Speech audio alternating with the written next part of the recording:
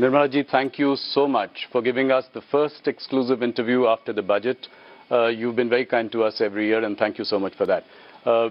Millions of people are watching you across India through CNBC TV 18, CNN, and our News 18 channels across the country. First of all, congratulations on what is your 9th consecutive budget. No other FM has done it consecutively for so many times. I think it has also been a period which has been marked by a lot of turbulence. You've seen it all. You've seen the pandemic. You have seen some shooting wars and now tariff wars.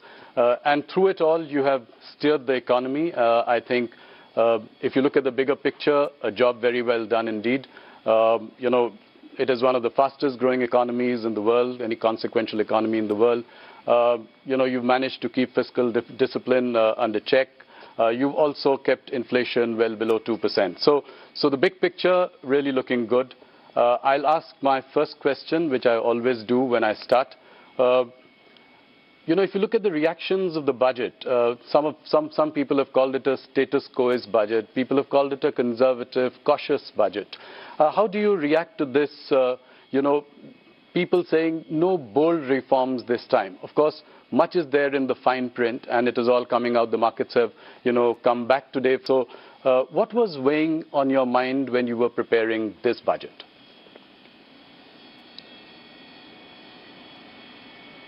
Well, as was observed by you and by domain experts, not just in India, even outside, Indian economy's fundamentals are absolutely strong.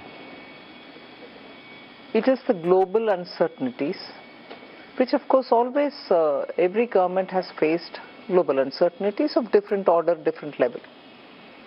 But now the extent to which global uncertainties are bearing on countries and impacting decision making is of an order that we have never seen before. So certainly we had to keep that uncertainty in mind and plan for what is going to happen this year and what is going to commence in the next 5 years from this year. In that, a new finance commission cycle starts. And above all, like the Honorable Prime Minister said, this is going to be the first budget in the second quarter of 21st century, which is up to 2050. Yes. In between, closer to 2050, is 2047 when Vikasit Bharat will have to be achieved. So our direction, our goal are all set. So it was for us to, keeping in mind the global uncertainties, plan for 1, for this year, 2, for the entire finance commission cycle, and 3, leading up to Vikasit Bharat, how do we want to take them? And that is why, slightly differently from every other budget, this time a lot more was said through Part B, right, which actually is unusual because it's not just the tax proposals taking us towards 2047. It also shows how we want the administration to respond, whether it's tax administration largely, or how the fiscal policy and other things are derived from it. And that is why I think this budget, everyone is welcome to have their view, and I respect that. And I try to understand why a certain perspective has come out. Even if it's criticizing it, I try to understand what is the basis from where they've come. But to have had Indian economy grow at the fastest rate from among major large economies, not just 1 year, not just 2 years, now for steady 4 years, it is the stability point that I want to underline.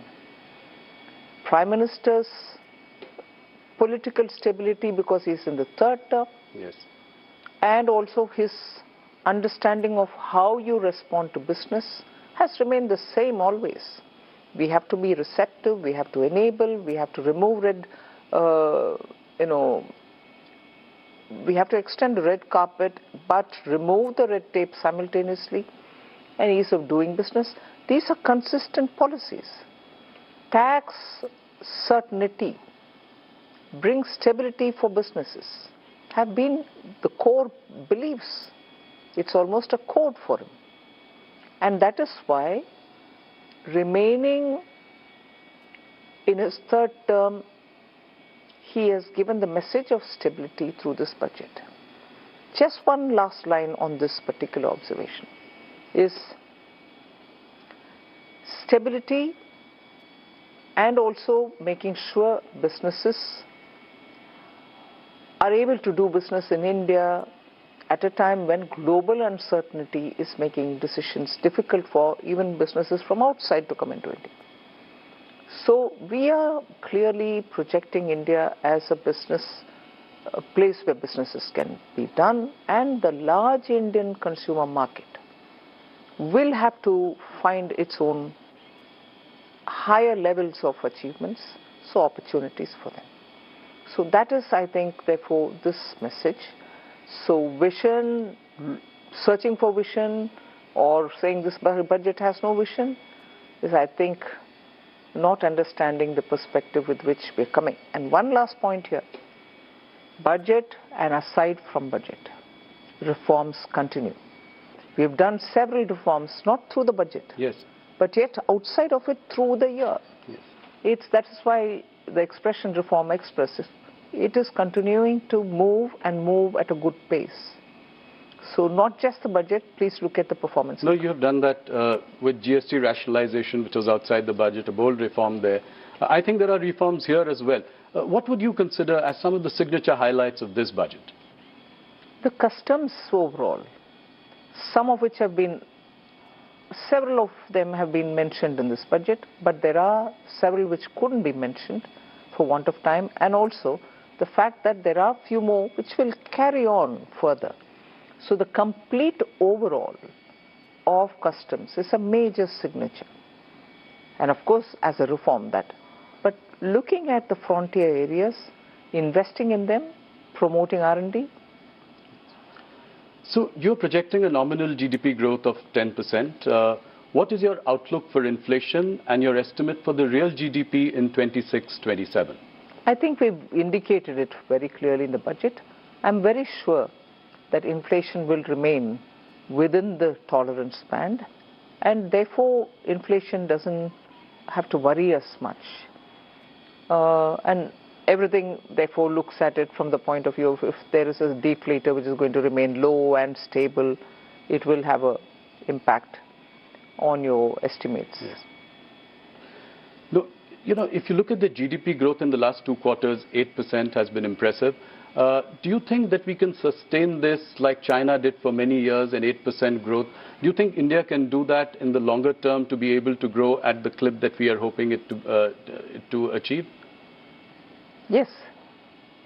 And that is why the stability of the government and also the policy of the government matter. Okay. And do you think what is feasible for India, considering that the nominal GDP has been on a decline since FY22? So where do you see the nominal GDP going in the next couple of years? I strongly believe once the fund flows come in, because all of the factors are strong, all of the factors have really been the strength of India. So your macroeconomic is, 2 days ago we had this news report saying foreign exchange reserves have touched and crossed 700 billion. Yes. So you have every indicator doing well. So what is that one thing which can make a difference? That one factor which can make a difference, and this is common knowledge, is if there is more funds flowing into India, that itself will give us a big relief. And for that, those who went out also went out booking profits. Right. So India will have to draw a lot more funds for investments in India. We'll come to fund flows in a little while. An interesting thing that I noticed, World of Statistics says that China contributes 26% of GDP growth in the world, global GDP growth. India contributes 17%. Right? So overall put together we are 43%. US has done a mere 9.9%. Elon Musk had an observation here. He said that the balance of power is shifting. Would you agree with that? And how soon can we close the gap with China? It is the truth that China and India together contribute so much. That's a fact. For India to aspire to bridge the gap, yes, we have to work very hard. And there are sectors which will have to be given greater stimulus. Productivity gains will have to arise out of using technology. Our manpower should also get better deployed in the areas in which their skills lie. Yes, we have a lot of work to do, and we will have to do it. So, and that is where my trust and faith is. When the government is stable and when forward-looking policies are encouraged, we can still achieve it. Stability has been your big message this time. Tax holiday for data centers has been a bold reform this time. What response do you expect from this? And would it also apply to Indian companies like TCS? See, we are talking about global companies setting up GCCs. Yes. Global companies, if they are Indian in origin, will also have to have their profits and other things understood. Global profits made in India. And most of these global companies who are setting up business in India are already also paying tax. It's not as if they are not being covered by taxation for the earnings that they get from India. So if anyone who fits into this definition, not just this, we very clearly defined it. So referring to that definition, whoever fits in will get it. So an Indian company like TCS might fit into that. A global company. A global company like TCS would fit in. Before I go forward, I would like to take, what the opposition feels about the budget. So Rahul Gandhi has always been very critical of the economy and what you've been doing. When Donald Trump talked about India as a dead economy, he chimed in immediately. In this budget, he says that the finance minister is blind to the realities facing the government. How do you react to this? He's the leader of the opposition in Lok Sabha. I want to take him seriously. And I want to take his observation seriously to see if things can be done better. But most often I think he shoots from his hip. He doesn't keep good foundational data and then make his observation. I think on the dead economy comment, I'm not referring to anybody else, but being in India, being in the parliament, being the leader of the opposition, hearing all the questions being asked during question hours, replies being given, written, standing up, ministers say, that one comment in his haste, voicing the comment made by somebody else from outside. You are a member of the parliament, you are a leader of the opposition. Are you saying you're living in a dead economy? That itself sort of pulls the carpet from under his feet. You need an opposition leader who speaks with data and with such heft that the government will have to answer you. Now, when you speak sometimes without any kind of basis, I want to respond to him, but what do I respond on? Yeah. You're speaking out of thin air. India deserves a better opposition party. I'm not commenting on individuals. The party should do a lot of homework to make its leaders speak responsibly in the House. The one thing that you did this time which, has become a subject of conversation, the markets also reacted, was increasing STT in the derivatives segment. And I've heard the comments by, your secretaries who say that it was to curb rampant speculation. Could it have been done differently, by managing margins or contract sizes? And was it a prudent thing to do at a time when, the global sentiment is the way it is and the markets are also on a weak footing? How do you react to this? There are many observations that you're making on which opinions can differ. Yes. There are people who within India comment saying India's markets are overpriced. I'm not even getting into that debate. Sure. The Revenue Secretary made it absolutely clear. It is not for revenue considerations that we've done this. Yes. It is not on all STTs. Yes. We are only touching on futures and options. Yes.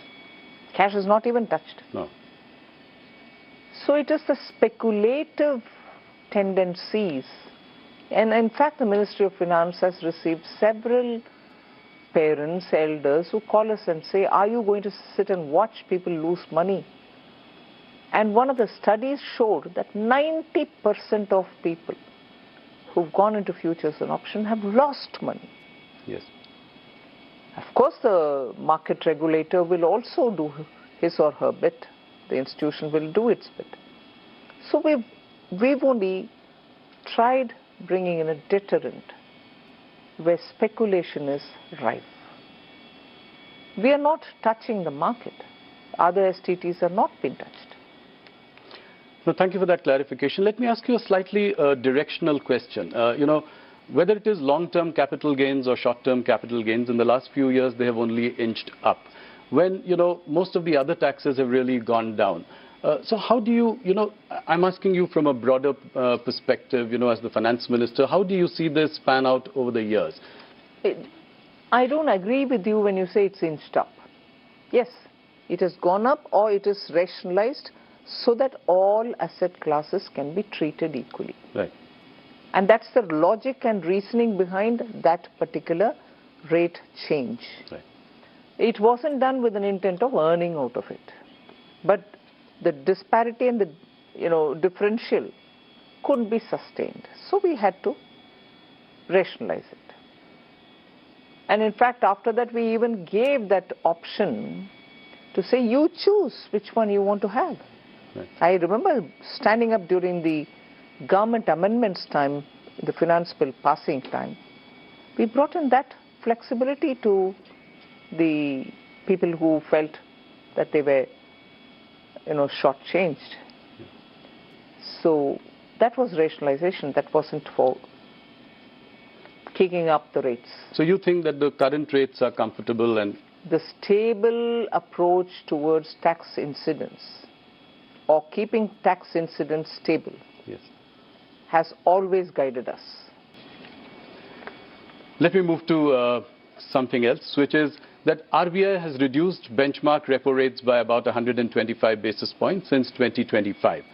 But the 10-year bond yields has increased, which means high borrowing costs. How do we tackle this? How do we reduce the cost of borrowing? I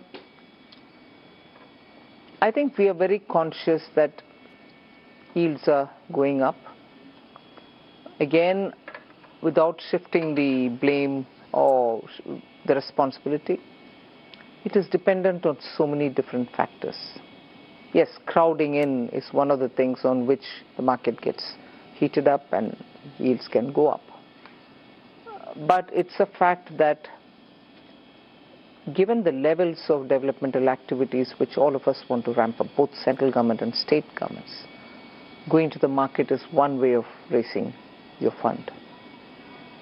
But the yields going up also pushes back, and therefore people who want to look at better timing go back without raising the funds. So there is this concern, and that itself could be a deterrent for many states because they cannot afford it. Yes. So it's a very evolving situation. We'll have to see how it goes. Okay. Finance Minister, your party has always stood for a strong rupee. But if you look at the Indian rupee in the last 1 year, it's been on a losing streak. It's almost lost 10% against the dollar, around 16% against the euro. Are you comfortable with this level of the rupee, and are you happy with the steps that the RBI is taking to maintain it? Let's understand one thing. Our party, yes, was in favor of and is in favor of always a strong rupee, no doubt. But it's also got to be predicated in the context of how the economy is. Economy suffering from high inflation, economy being fragile, and your rupee value also not in a good position, makes it really hard and difficult for everybody. But one thing I can clearly say is economy is fine and fit. Yes. Your macroeconomic fundamentals are strong. And that's not to say, look, therefore are you being indifferent to rupee-dollar exchange rate? I'm not indifferent. But I'll also look at it from the realistic challenges that we have to understand where rupee is finding itself now. Reserve Bank is closely monitoring. So you are saying that you are comfortable with this situation at the moment? I'm leaving it there. I don't think I will say I'm comfortable, not comfortable. I'll leave it there. Okay. India's holding of US Treasury bonds have declined about 25% compared to the peak of 2023. At the same time, Reserve Bank of India has increased its holdings on gold. Do you see this trend continuing? I think many central banks, not just Reserve Bank of India, are pitching to buy more gold, and India seems to be following the trend. Okay. Gold is up by about 80%, silver by 250%. How do you see this in the last 1 year, this phenomenon? The uncertainties in the world are making people to fall back on, let's say, time-proven asset, which is gold. And that's bound to be because it is beyond anyone's fair assessment to see where things will move, and therefore the demand for gold. That brings me to the next point, which was also discussed a lot this budget. Capital gains on sovereign gold bonds purchased in the secondary market. Market participants feel this is some kind of a retrospective tax. Do you agree with that? What was the logic behind this? No. The intent of the sovereign gold bond was at the time of the issuance and also making sure that you hold it the full term. Yes. So those are the two boxes to be checked. If you are doing one and not the other, you picked it up not at the time of issuance but from the secondary markets, one of the boxes not getting ticked, and therefore you're taxed. You bought it during issuance, but you're not holding it full term. Right. One box is not checked, so you're being taxed. It's only when you've taken it at issuance and you're holding it full term, yes, you get that concession. So every other, which there are only 4 situations, right? So the other 3 situations where both the boxes are not getting checked is where you understand. You set up a committee to review the banking sector. What will be the remit of this committee? What are the timelines that you are looking at? Could you give us some details?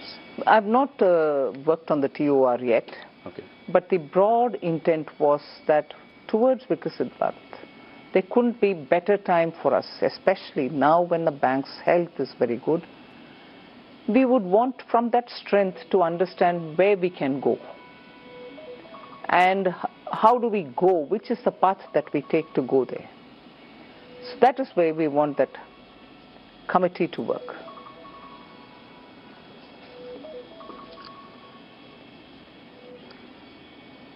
You know, in the past you have been disappointed about private sector, capex not picking up.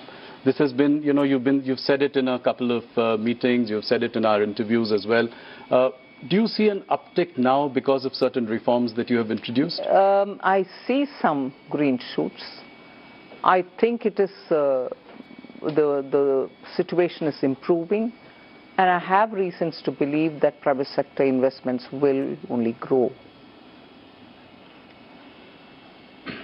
When I was asking you about this bank committee, there are 2 questions that I have related to that. One is, are you looking at the consolidation of PSU banks? Some mega banks as opposed to a whole lot of PSU banks today.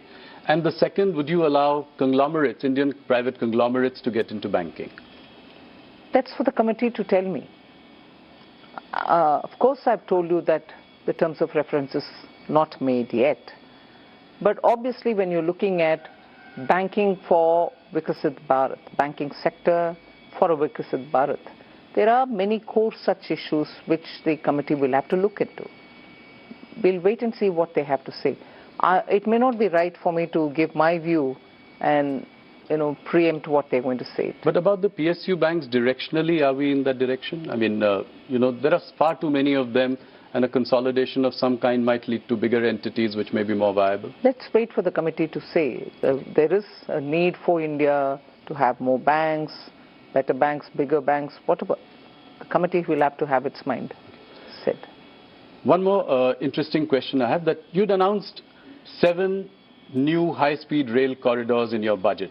Again, a little more details. What are the time frame that you are looking at? How will you go about it? It's so much left to the rail ministry, but the fact that they've done the ground necessary study and the route plan and everything else, and they were absolutely clear that budgetary announcement will make them, sit up and deliver it. They are definitely going to be delivered at the earliest, because these are dependent on India's technologies, Indian coaches, and so on. So the rail ministry will get into the details of it. I've asked you this question before, but India's trade deficit with China is greater than about $116 billion in 2025. Even though the exports have also gone up, how do you tackle this issue? That is where I think we are very clear in Atmanirbhar Bharat. We need to have capacities built in India for those essential goods that we import, and make sure that we are able to make it in India for Indian market. Even as I say this, we have not restricted the imports of some of the critical machines or equipments or some raw materials which are so important for our industries. So capacities will have to grow, but in the meanwhile you still need, for those very same capacities, imported equipments. So we are doing a fine balancing act in not denying the raw material coming or the equipment coming, because there are some precision tools which you so need when you're going to set up a particular type of factory. We need those to come in here. Sorry. But at the same time, capacities in India will have to be expanded, ramped up sooner, so that our dependencies can come down. But this story is one side of the coin. Right. The other side of the coin is market access in China. I was Commerce Minister, and I know in my time also we've been asking for greater market access for Indian goods. Right, in China. That is moving very slowly. So now that the relationship with China is improving, would you consider relaxing restrictions on investments by China through Press Note 3? That would really take the relationship to the next level. Well, some discussions were happening. I'm not sure where it has reached as yet. Once we arrive at something, I'll be able to expand on it. Sure. Nirmala ji, there are many tax litigations going on in the country. You've done a lot for ease of doing business. Tax uncertainties are there. Only in IT, rupees 25 lakh crore disputed amounts are pending. You'd come out with Vivad Se Vishwas. I don't know how successful that was. How do we solve this problem as well? I think even in this budget I have given, both for direct and indirect taxes, ways in which we can settle such disputes.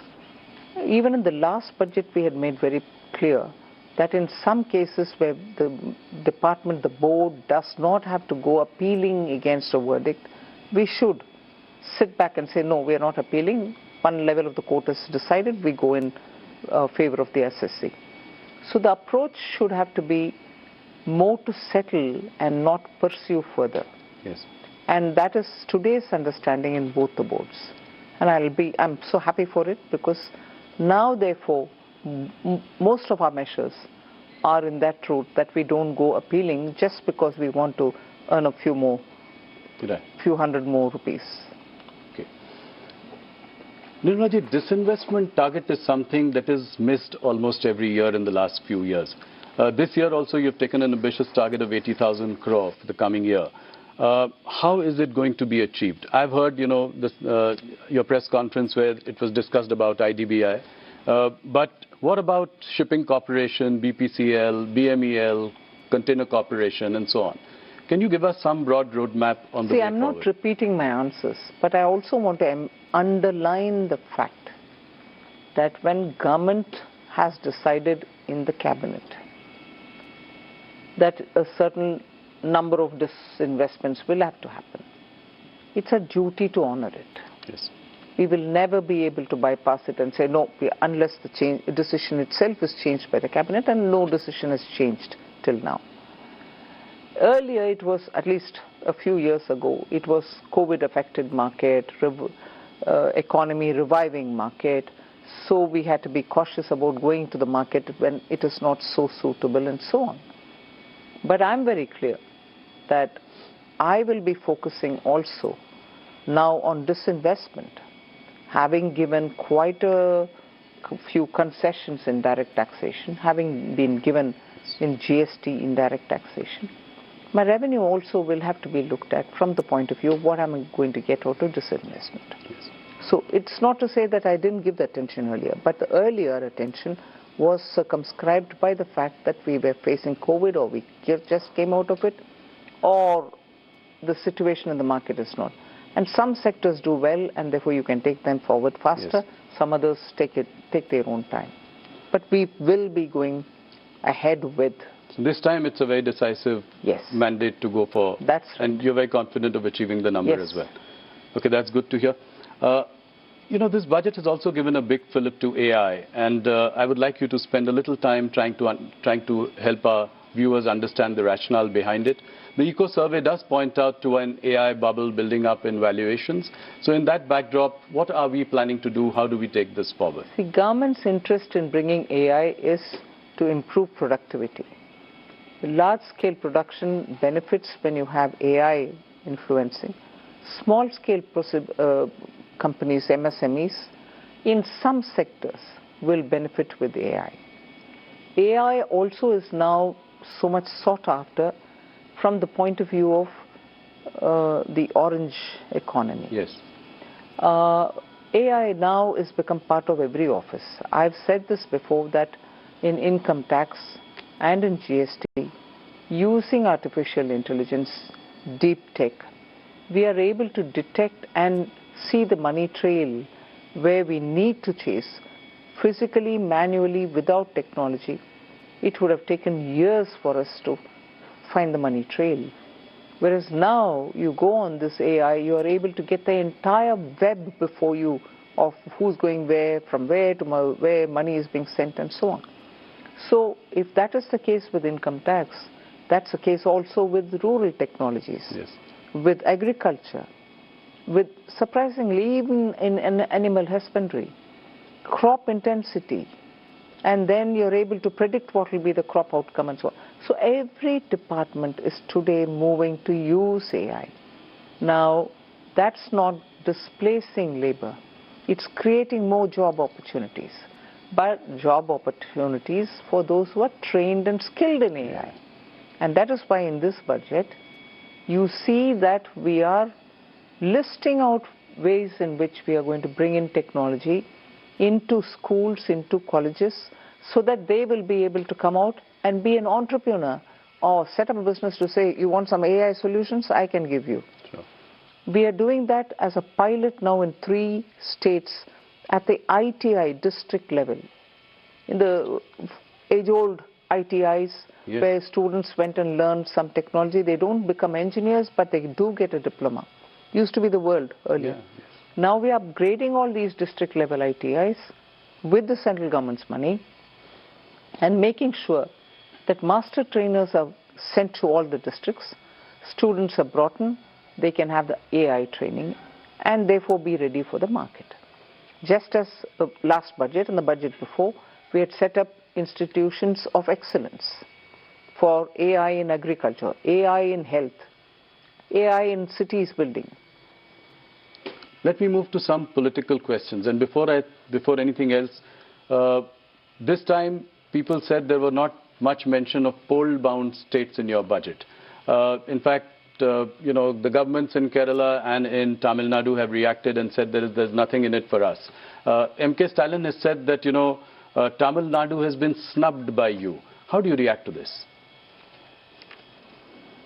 It's sad commentary, you know. It's a sad commentary. Superfast trains or the trains that we've announced, not bullet, but the high-speed trains are going to Chennai. They're getting connected to Hyderabad. They're getting connected to Bengaluru. In fact, I was reading somewhere that once this comes in, the travel time between Chennai to Bangalore will be 1 hour and 30 minutes or something like that. Yeah. Is that not happening for Tamil Nadu? I had gone a couple of years ago when that Oki cyclone happened to Tamil Nadu, particularly to the districts which are adjacent to the coast. Every coconut tree had fallen flat. We couldn't even get enough saplings for those farmers that time, because everywhere they were looking at saplings from Karnataka and so on. Now Kerala and Tamil Nadu, both of them are election-bound states. Yes. Coconut trees there, every farmer is going to get benefited because they can replace old trees which are not giving yield with fresh saplings. Coconut promotion doesn't benefit pole-bound Tamil Nadu, doesn't benefit pole-bound Kerala. The rare earth corridors, yes, both Kerala and Tamil Nadu get it. Pole-bound states. yes. In fact, if I can say, defense corridor is in Tamil Nadu. Now they get the second corridor, which is rare earth corridor. Are they suggesting that these are not activities which are going to benefit Tamil Nadu? I've taken the name and said, snubbing Tamil Nadu? I can't believe this. Look at the allocation for Vikasit Bharat, Gram, Ramji Act, Yes. G Ramji Act. 95,000 crore is being given for it. The replacement for Manrega. Yes, I know. Yeah. But equally, I'm not denying all the dues which are in the old scheme, the overhangs. 30,000 crore for that. Put together, it's 1,20,000. Is that against Tamil Nadu? Third question. Fourth, look at the way in which, not just coconut, we are looking at sandalwood. The moment there was a time in Tamil Nadu, school children would immediately recall the name of Veerappan, this sandalwood smuggler. Yeah, absolutely. Today the government is not talking about lawlessness or anything. It's saying, I want to promote sandalwood growing. Farmers who are cultivating sandalwood, I know of some farmers in Andhra Pradesh, South Andhra Pradesh, who are growing sandalwood, but because it is not given permission, the farmer is not given the permission to cut and sell it, he is encumbered with it. Won't it benefit the farmers there? Of course. So there are ever so many, semiconductor, Yes. electronics 2.0, 40,000 crores. Where are these industries? They are not in Tamil Nadu. Semiconductor industry, when you stand next to the company and take a photo saying, oh, Tamil Nadu has received this investment, isn't the policy of the government of India helping you to get it? Why mislead people? Be proud that you're getting it. I think Stalin has definitely touched a raw nerve here. But the second question, MK Stalin is framing this entire battle in Tamil Nadu as a Aryan-Dravidian battle. How do you see this? It's not new. Yeah. No, how do you see this, and what do you think are the narratives that are being said for this election? It's a completely separatist mindset which rules the ruling party of Tamil Nadu. They've lived with it. They continue doing it. It is a tendency to make Tamil Nadu appear very different from the rest of India and give a picture of, we don't care what you do, we are a separate state. That mindset is what they want to feed continuously, yes, which worries me. People of Tamil Nadu are not like that. The the current leadership of Tamil Nadu wants to play on this wedge driving. And that is why for every such comment that they get, there are people who respond, and these people would build on it. It's a sad state. I'm not sure I want to credit anybody, but Tamil Nadu has not seen it this bad as it is seeing it under current dispensation. But why has BJP not really done well in Tamil Nadu? You have a vote share of about... It will take time. And how confident are you to... A national party like Congress, yes, which lost power 60 years ago in Tamil Nadu, is playing fiddle to the current government, and it is always standing up only with the crutches of a party with whose alliance they try to win some MLAs and few MPs. They are not able to come back to power.